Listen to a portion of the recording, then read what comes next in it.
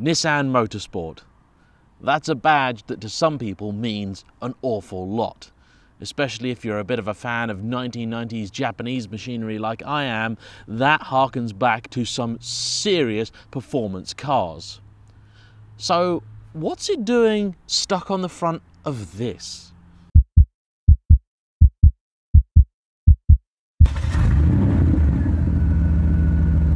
This is a Nissan Juke Nismo. More specifically, it's my sister's 2013 Nissan Juke Nismo.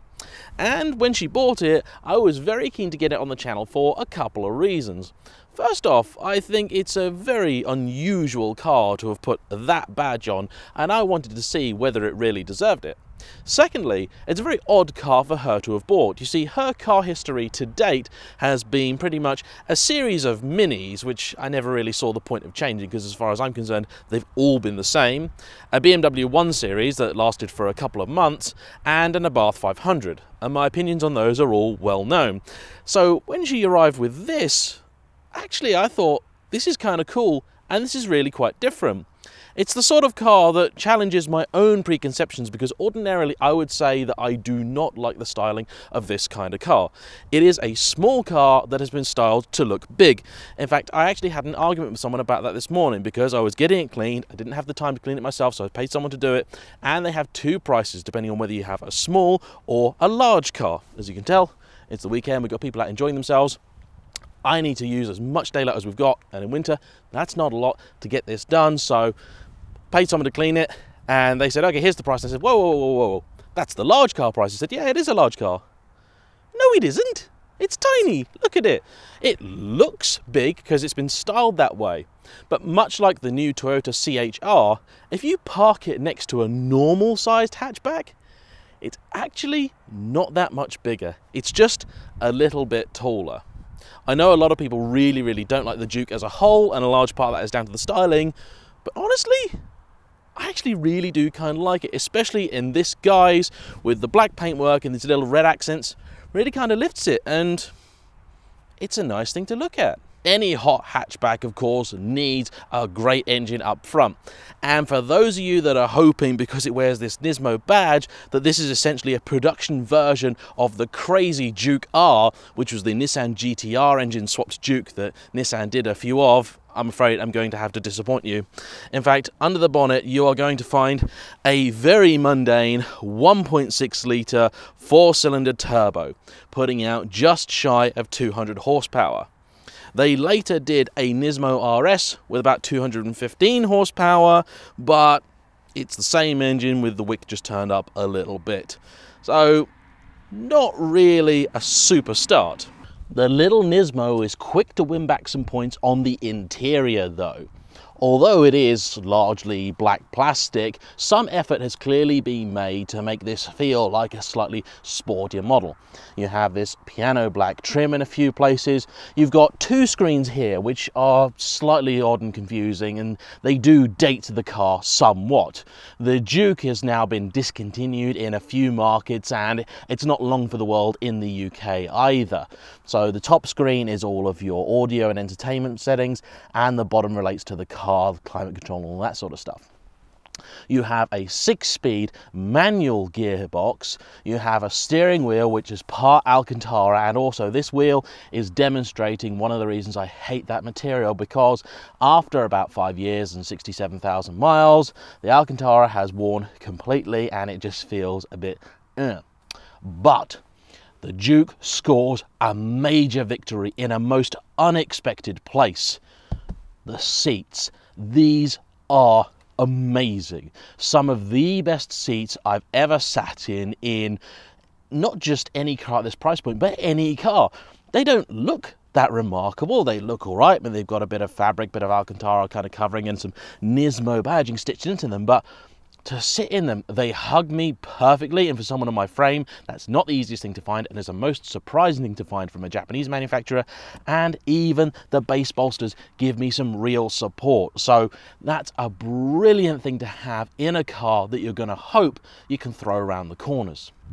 Now, because this car is, for all intents and purposes, a hot hatchback, practicality is very important. And unfortunately, in terms of boot space, the Nismo doesn't do very well, and that's largely down to the fact that it's been styled this way with this sloping rear back. You see, you lose a huge amount of storage space thanks to that.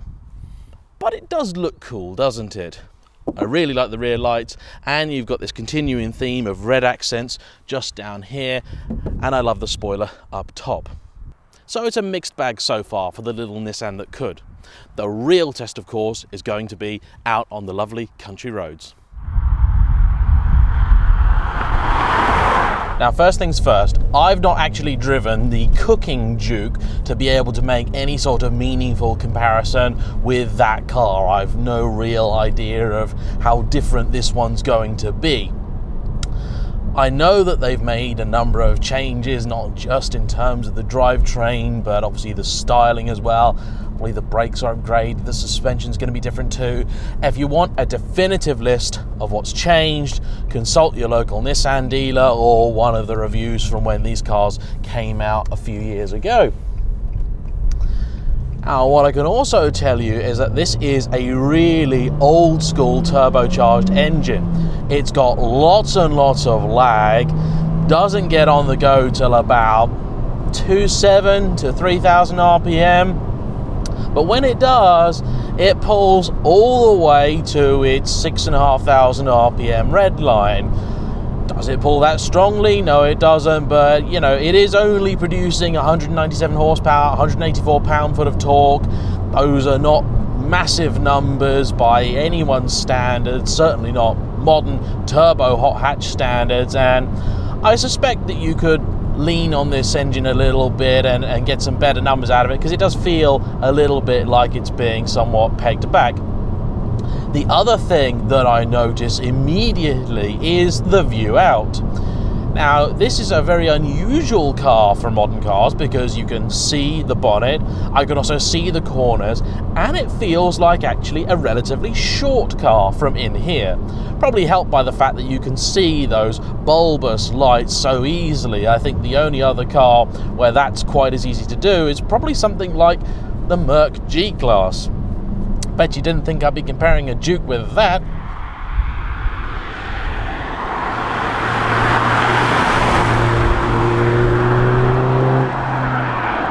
Anyway, on the move, once you've settled down to cruising speeds, it's relatively calm when you're on well-paved roads, but I can tell you that story changes a little bit when you get onto the rough stuff, which we're going to do in just a minute. Before we do that, probably go over a couple of the other practical considerations. One thing that did take me by surprise when I got this car for my sister was her average fuel economy. 29.9. Not really that impressive for a 1.6 litre turbo. I was expecting something better. However, she does mostly use this car for short journeys around town, so I think that figure is probably a worst case scenario. You do feel, of course, relatively high up because compared with a normal hatchback, you are. The steering is pretty devoid of feel, but that's, I'm not gonna say that I'm at peace with the fact that nearly all modern cars are like that, but in a car like this, I don't have any lofty expectations of wonderful, life-changing steering feel. That just was never something that I expected from this car. When it came out, I don't remember the Juke Nismo getting particularly glowing reviews, so expectations for the car as a whole are relatively modest. It is reasonably stiff, but it's not punishing. I recently had a brief drive in a BMW X2, and that car had one of the worst suspension setups I've experienced in recent times. Considering it was just the 1.8 or 20D variant, you know, it's nothing special, certainly nothing sporty, you would have hoped that it would have had a fairly nice and compliant ride. Oh, no. It was horrible. It was actually nasty. The clutch biting point in this car is quite high. So compared with that BMW, this actually is a lot comfier.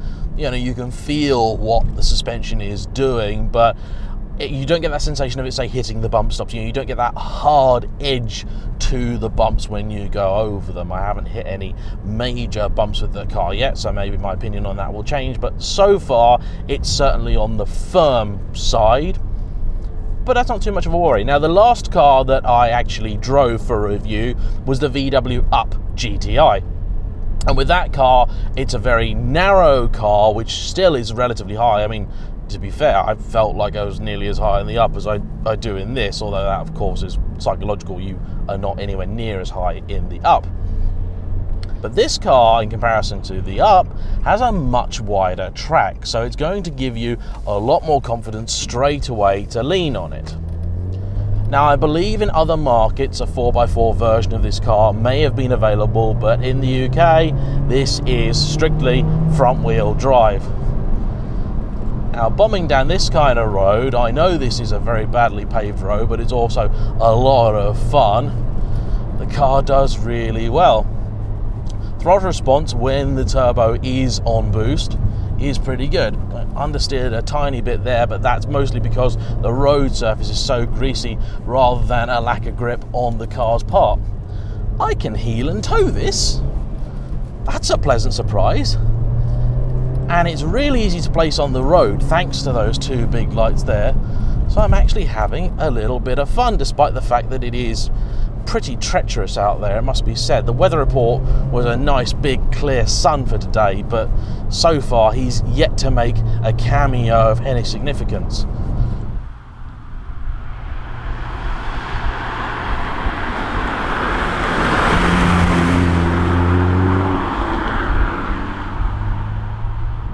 I'm having a good time in this. I didn't expect this to happen quite so quickly. Yeah, if I'm honest, I wasn't sure it would happen at all. It really is an old school performance engine. You have to keep it on the ball. You have to keep it over 3,000 RPM. And when you do that, it rewards with remarkable linearity. And the chassis is very communicative. It certainly goes a long way to making up for that fairly dead steering. Now, before I did this review, I went over the spec sheet in a fairly brief fashion, and there's one figure which really took me by surprise, and I think it might be one of the reasons why I am having such a good time piloting this little thing. Although the power figure of 190 odd horsepower is reasonably modest, although in line with, let's say, a Fiesta ST, that kind of thing, what I didn't expect was the weight figure. I was fully expecting this car to weigh in at around the sort of 1,400 kilo mark. It's quite big and tall, and it's a relatively cheap car as well, but it's still got a few gizmos and goodies and things in it. No, this car is well under 1,300 kilos. Now, interestingly, when I picked the car up for my sister, her sole criticism of it was the fact that when it rains, apparently you can hear the rain very clearly. Perhaps they've just used very, very thin sheet metal and not a huge amount of sound deadening, and that's why the car's so light. But I can tell you, it makes it a great little tool for bombing along these little roads. It's really quite something. I did not expect this at all. I mean, yeah, sure, it's a little bit cheap in the cabin, but that's fine because it was a very cheap car. Examples of the final model of the Nismo RS are being sold as used cars with 10 miles on the clock, so pre-reg or ex-demo cars, those kind of things, for under 20 grand, and this is not a bad car for the money. Now, of course, the temptation for a lot of people is going to be to go for something like a Fiesta ST, Corsa VXR, your more traditional kind of hatchback. And that's the camp that I would probably find myself in. That's the kind of car that I would go for.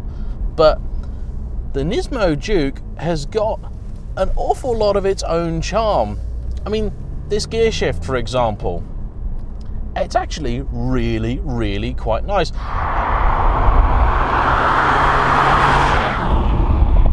it has an odd feeling about it in that you feel like you're operating one of those really long extended like CAE type shifters that are popular in, say, the M3 crowd and so on.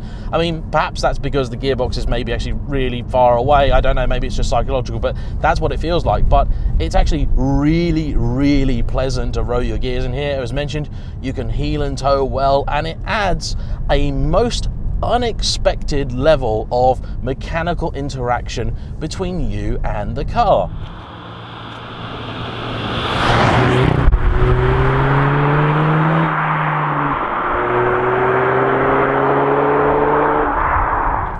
Slightly elevated driving position too means that on some of these roads where in a nice low slung supercar you don't have great visibility, you can see that much further, and you can, you know, maybe go a little bit quicker than you previously would because you weren't sure about what exactly was going to be up next around the road. Now, I'm not going to suddenly turn into a fan of this kind of car because of that, you know, but I'm just saying that there are sometimes reasons to have cars like this. And for someone like my sister, who normally just goes and buys a bloody Mini, which is a totally impractical car. Okay, I know the recent ones have got a lot bigger, but the ones that she had, you know, she had a Mini Coupe, she had stuff like that. They were really impractical cars, but this has got a level of practicality that is alien to a Mini. Yeah, sure, it's not an estate car, but that's absolutely fine. It's got the space that she needs. There's not the biggest amount of room in the back for passengers, but you can get people in there for journeys fairly comfortably. Now, my sister's not as tall as I am, so that's probably one reason she likes this kind of elevated driving position. But that being said, her husband is a lot taller than I am, and he still loves driving this, and he's had some really cool cars. So, there you have it. The Nismo Juke. Not just a car that I like, but a car that my sister has bought that I really like. And you guys say what you want about it, and please do say what you want about it in the comments, but I really quite like this. And considering this example was fetched for less than £9,000, that's pretty good value too.